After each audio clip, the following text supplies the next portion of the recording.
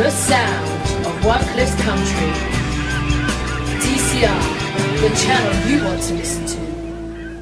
This is Terry Cleaver here reporting for Dover Community Radio. Here I am at the Dover Leisure Centre Paralympic Day. Here I have Nigel Collor, local councillor, with me. And what are you doing down here today, Nigel?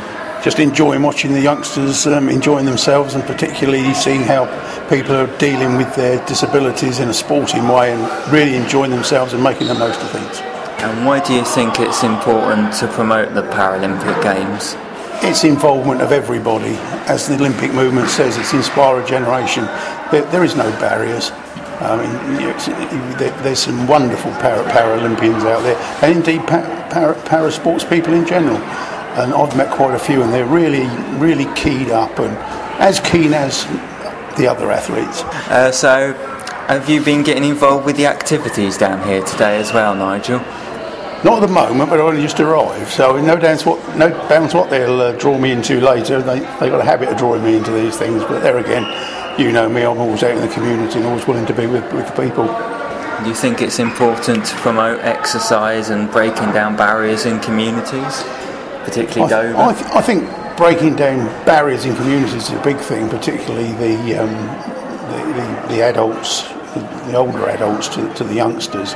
There definitely seems to be a gap there which we've got to overcome, and if sport can do that, great. And if it can help people's health in general, I mean, I did a lot of sport when I was in my late teens, early 20s, and I still had the memories watching the Olympics, but this was from the armchair this time. So you've been out and about enjoying the local Olympic events as well, have you? Yes, I've been to all of those. I actually was fortunate enough to go up to the main stadium to watch some athletics one night, which was my sport.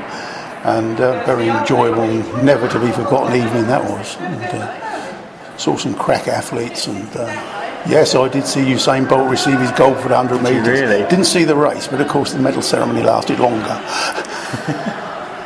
So we know you work at the council. Do you have any involvement with sports and leisure facilities locally?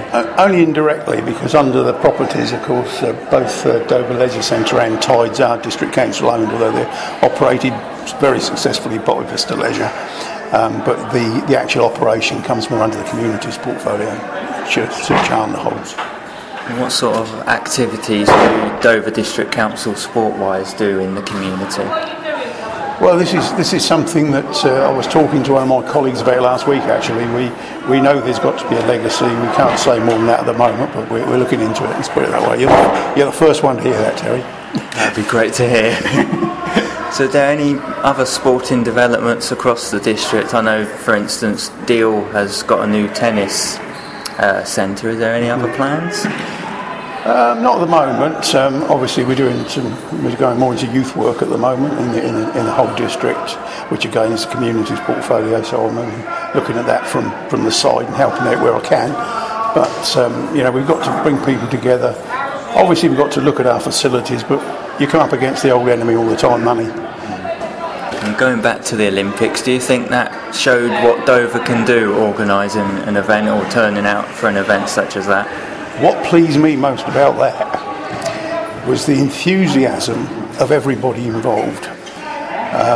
Officers at the council, members, our partners that were helping us, too numerous to mention, but everybody pulled together. But of course, we built that on our success at the Open Golf the year before. The sound of Wycliffe's country. DCR, the channel you want to listen to.